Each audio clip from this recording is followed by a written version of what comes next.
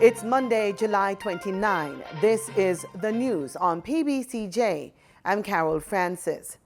The Bank of Jamaica, BOJ, has inked a deal with the Bank of International Settlements, BIS, FX Global Code. Also present for this signing was the heads of the Jamaica Bankers Association and the Cambia Association of Jamaica.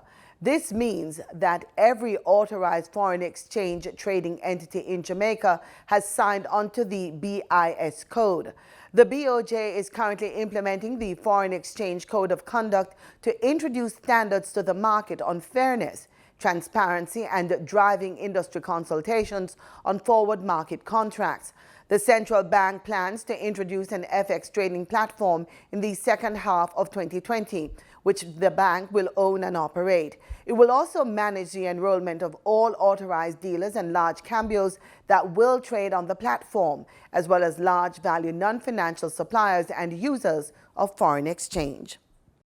The operations of Fly Jamaica Airways has been taken over by a team of investors. The new owners who took over the operations last Friday from Guyanese operators Paul and Roxanne Reese have promised to address issues affecting the carrier, including the payment of salaries, ticket refunds, and the payment of outstanding debts. Plans are reportedly underway for flights to resume in September. Fly Jamaica Airways started operating in 2013.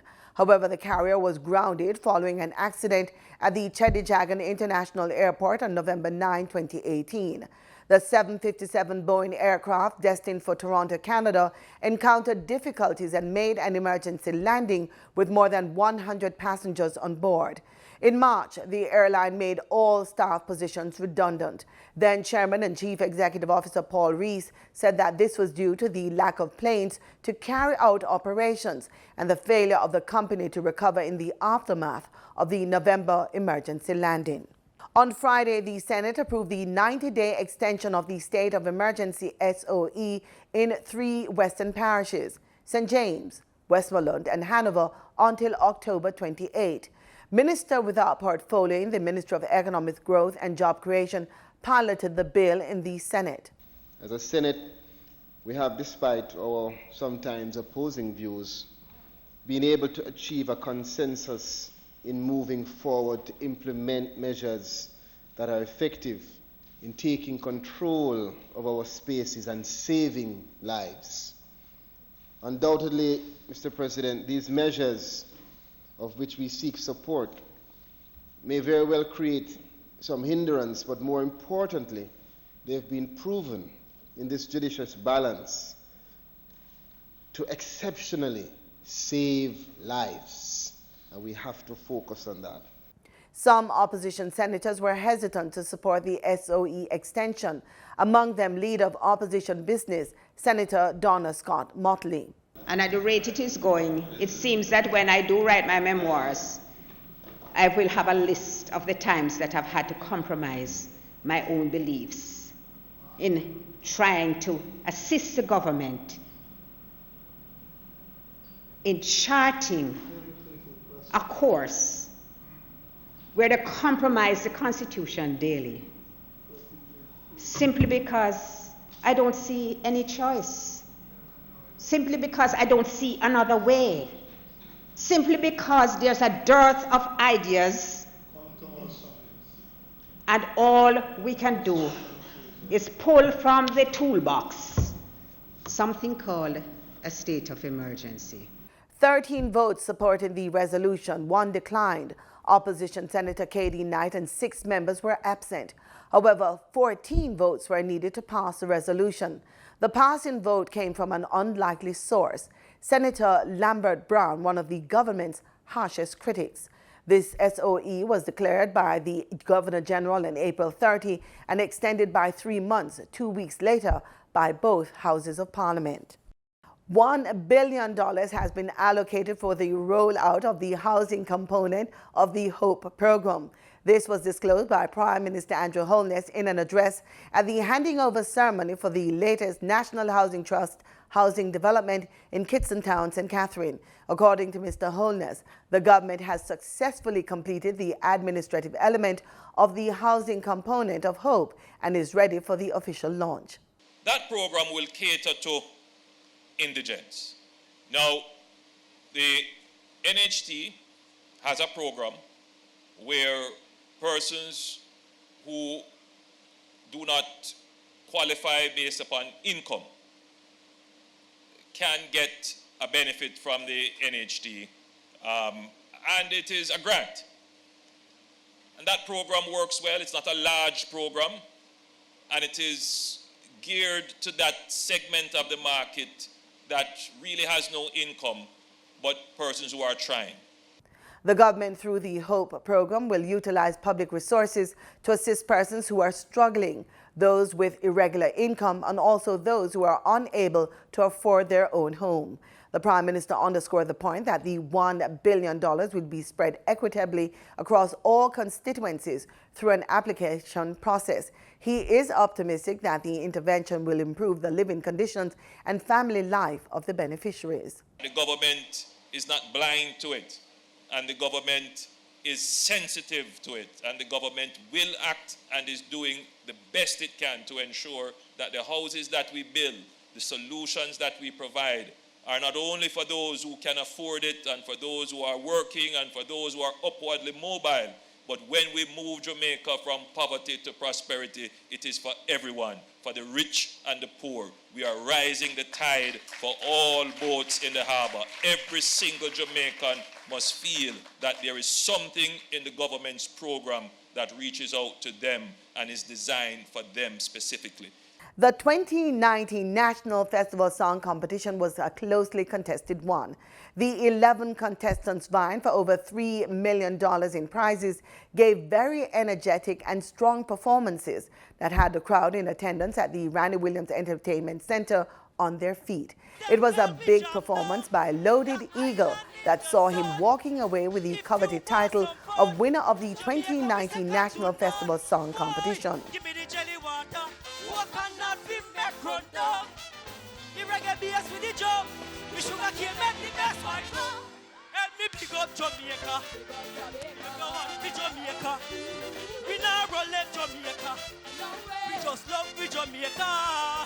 As the performance songwriter Loaded Eagle, whose real name is Raldine Dyer, also walked away with a top prize of $2 million. He won the sectional prizes for Best Performance and Best Vocalist, which carry a cash award of $300,000 each.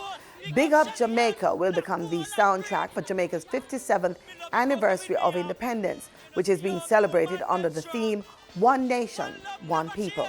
Second place winner was Ali Blessed with Queen Jamaica. We face many obstacles, but God things are possible. We smile when they want us to frown. Stand firm and we hold the ground. Resilient heroes, though sometimes we force. Progressing our DNA, we're proving this every day. I'm sure that you all agree. Won't you sing this song with me? Big up Queen Jamaica, smile cause you think, why enough things better and wonderful. Queen Jamaica, Jay Smith was third with his entry embassy appointment. Smith also copped the sectional award for most popular on social media. I saw me know, I saw him Jamaica. Jamaica suit me just right, I saw me love. I saw well nice, I saw me love. I saw well nice, I saw me love. I saw well nice, I saw me love. The greatest country. I saw me love. Proud Jamaicans. I saw me love. I saw well nice. The Don Scott Memorial Award for 2019 was given jointly to Judith Salmon and Shoshana Weinberger. The award, which comes with a monetary prize, is a private initiative sponsored by the New York-based internationally known art critic, art historian, and curator Edward Gomez. It's to honor the memory and legacy of his close friend and colleague, Jamaican artist Alison Dawn Scott. The award is funded by Gomez and Dawn Scott's daughter, Shahai Scott, a Kingston-based businesswoman and film production specialist. Ms. Salmon and Ms. Weinberger are also two of the over 60 artists participating in the National Gallery of Jamaica Summer Exhibition 2019.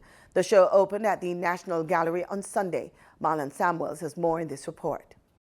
Visitors to the National Gallery of Jamaica Summer Exhibition were mesmerized by the over 97 works of art on display across 6 galleries. Most of them are being displayed for the first time. A summer exhibition is an opportunity for everyone to really get a sense of what types of new emerging arts and ideas are happening, who are the names that we should be looking out for, what are the forms that are now being created by artists of the current generation. So over on my left, I have a ink, gouache, and collage on paper drawing by Shoshana Weinberger. One of the interesting things about her particular subject matter is that she is very interested in bodies. And a lot of her works tend to depict these grotesque, sometimes disfigured figures, but the figures have a kind of pride to them. They're bossy in the space. And so Tropical Tan is the name of this one. So even though you're really just getting the sense of maybe head and hair, breast, limbs, and a lot of hips and middle section, but there's a kind of brashness to the work. And that is typical of Shoshana Weinberger's work. This is one of 2 pieces that she has in the NGJ Summer Exhibition. Right beside her, we have Samir Tansley, who is one of our more traditional but very experienced painters. Samir is known for producing portraits of black women in almost hyper detail. But she also does a lot of still lifes as well, and what's interesting about her still lives is that she monumentalizes them. They're usually very, very large and very, very detailed. And I mean, for me as a curator, it was interesting kind of putting these 2 together, where you're seeing an older, more established tradition being juxtaposed against a newer approach to image making. The richness of Jamaica's collective memory is clearly visible in the works on display. This is Lucille Junker's The Yoruba Blues from the Abeokuta, Nigeria to Abeokuta, Jamaica. And it's essentially 20 embroidery stitches hand done on paper, which was dyed in natural indigo. Lucille is essentially a textiles researcher and artist as well. She has focused a lot of her research on indigo dyeing, which is a tradition that was practiced very heavily in Jamaica. In fact, indigo dye was one of Jamaica's exports, particularly during the slavery period. And so she's kind of looking at it now as a waning skill. She's looking at it now as a waning skill. She's also considering the type of needlework patterns as another set of skills that are dying out in Jamaica. So this whole, I mean, this is just part of a much wider exploration that she has done, but those are some of the types of connections that she wants to bring to public awareness through her artwork. Some of the textile traditions and dyeing traditions that are now waning in the island. Renowned artist Laura Facey uses mixed media, racing figures, wood and fabric in her work entitled 62 Men and 63 Women to construct a sense of a shared past. Laura Facey, of course, is a renowned sculptor. She's also a regular exhibitor here at the National Gallery.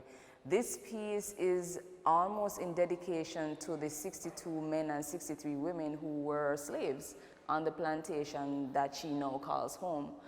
And in fact, just behind the boat, you're seeing a super-sized ledger.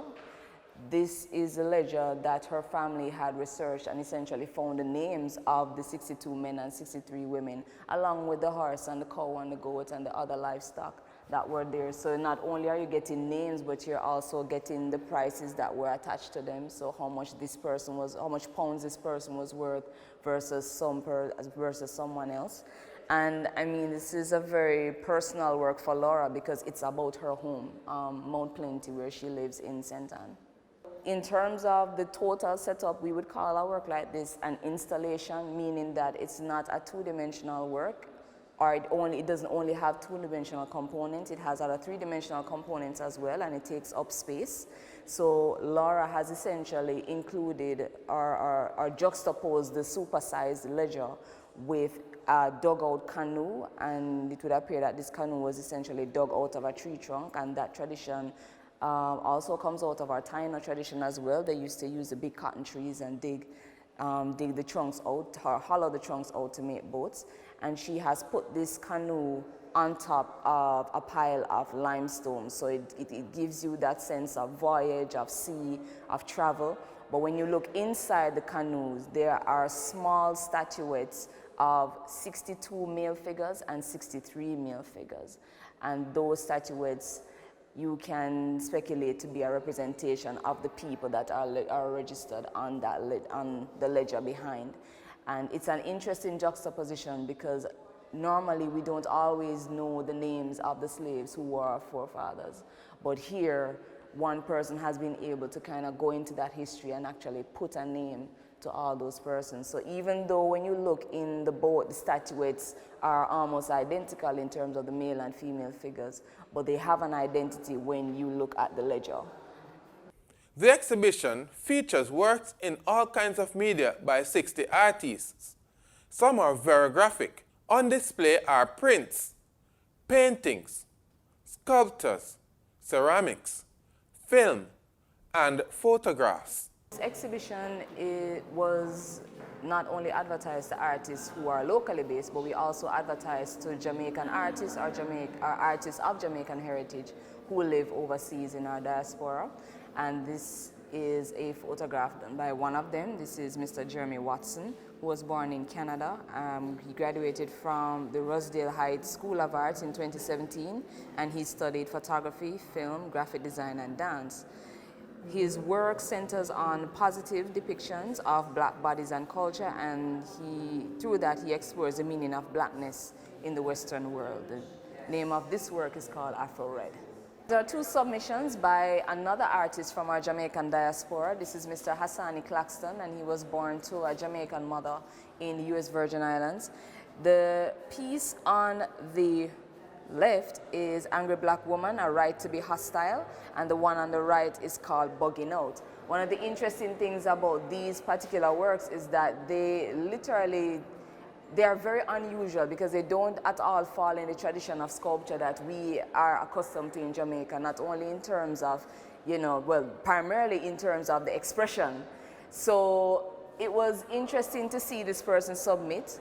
When the judges saw this work, they were really enamored by it, and they felt that there needed to be an opportunity for artists to kind of push this kind of extreme expression. Of note is the number of fiber and textile-based designs on display.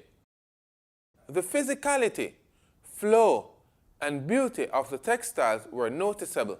It really says something about how we even think about what the high arts of our island are, because people tend to think about paintings and sculptures and maybe to an extent ceramics as being the fine arts of Jamaica, but we have very rich textile traditions here, and we really, really like the fact that so many of these artists are a part of this show. The show, which celebrates the creativity of Jamaican artists, is open to the public until October 2019. Part of my job as a researcher is that I have to look into these various images and pull various inferences from them in order to develop or in order to reveal the narratives of our country that are present in these works. Some of them are abstract, some of them are realistic, but one of our duties is to translate the language of art into the language of everybody else. And so it's important to not only highlight the images, but highlight the accomplishments of the persons who have developed these images and really see them as national contributors. The collective memory of Jamaica is represented in our art as much as it is represented in our music and our literature. And it's one of the reasons why we have an institution dedicated to just that. Reporting for the news on PBCJ, I'm Marlon Samuels. In regional news, Trinidad and Tobago is featured in a Netflix documentary called The Great Hack. The documentary takes an in-depth look into data research company Cambridge Analytica. The company accused of harvesting information from millions of Facebook users. Trinidad's Attorney General Faris Al-Rari says the government is seeking evidence from Cambridge Analytica whistleblower Christopher Wiley. Mr. Wiley's attorneys, in writing to ours, have indicated his willingness to assist Trinidad and Tobago in identifying in open form the culprits behind Cambridge Analytica, who are culprits who sat in the last government structure. The Attorney General underscored the gravity of the matter. Trinidad and Tobago features as the genesis of Cambridge Analytica. In the period while Mrs. Pbcj was the Prime Minister of this country, Netflix is now sending out its program, its completed product, to the world at large. The government is engaged in a joint select exercise chaired by Minister Hines. The Office of the Attorney General has, for the last year and a half, been engaged with attorneys at law for Mr. Wiley. This is not just small stakes. This is very large stakes with international repercussions in multiple jurisdictions in the United States, in the United Kingdom. I can tell you now publicly, I myself attended the National Crime Agency in the United Kingdom and sat together with law enforcement agencies, including the FBI, the Department of Justice, the British various departments of justice, Serious Crime Office, etc., the Information Commissioner. We had a full participatory meeting. Trinidad and Tobago, under the People's Partnership Government, is alleged to have engaged the services of the controversial company. The allegations have been dismissed by then Prime Minister Kamla Prasad-Bisesa.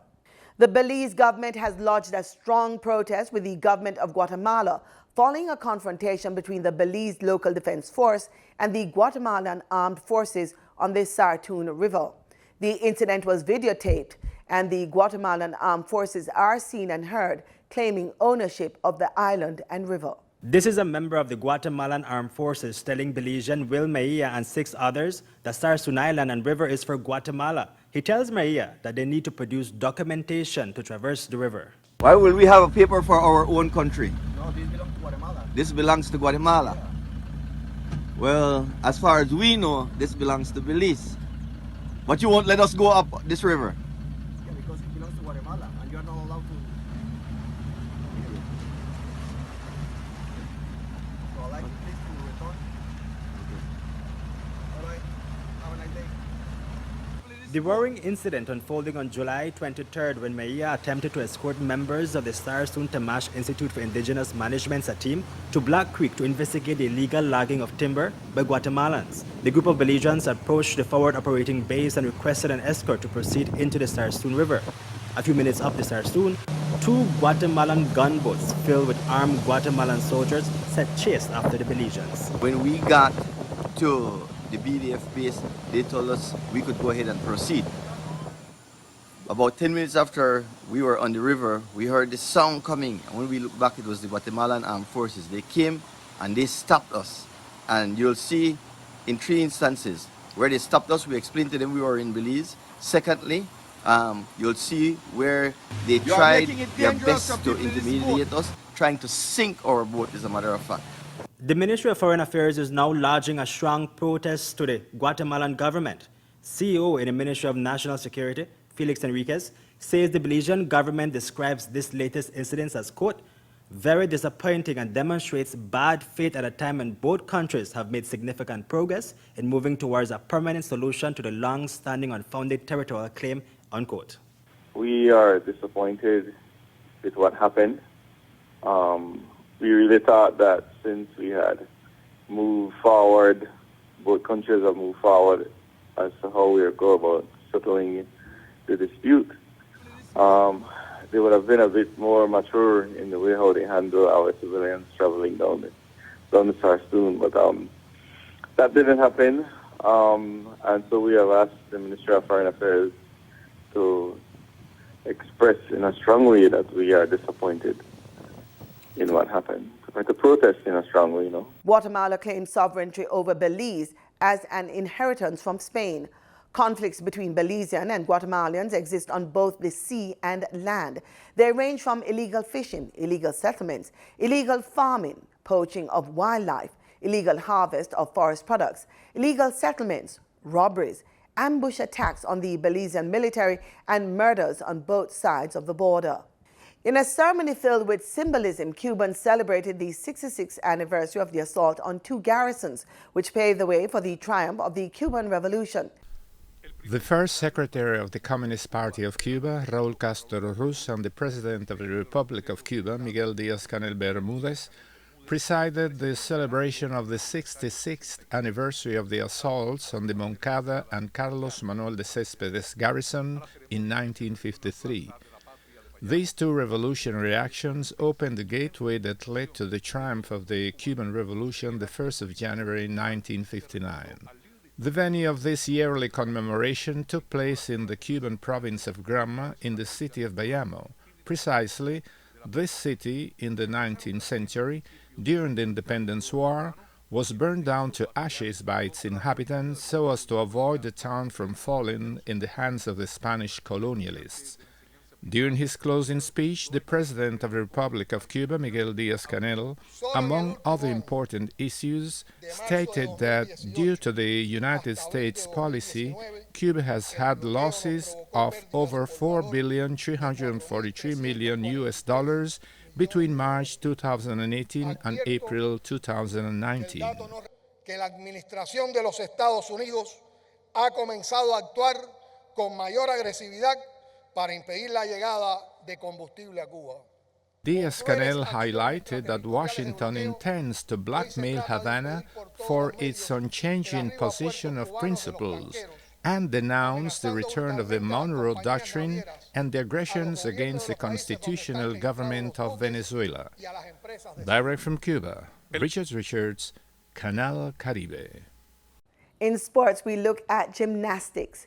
Jamaica's artistic gymnast, Danusha Francis, is optimistic that she will secure a medal at the Pan American Games currently underway in Lima, Peru. Francis and her teammates, Kiara Richmond and Olympian Tony Ann Williams, along with male counterparts Reese Beckford and Caleb Faulkner, are already rewriting history as the first to represent Jamaica in artistic gymnastics at the Games. The British-born Francis, the most experienced member of the female team, qualified for both the beam and all-round finals with an impressive showing on Saturday's opening day of competition. She enters today's all-round medal event as the number 8th ranked competitor. The all-round final is scheduled for 1 this afternoon at the Villa El Salvador Sports Center. And that's our news and sports. Thanks for watching. Join us again tomorrow, same time, same place for more right here on PBCJ, the People's Station.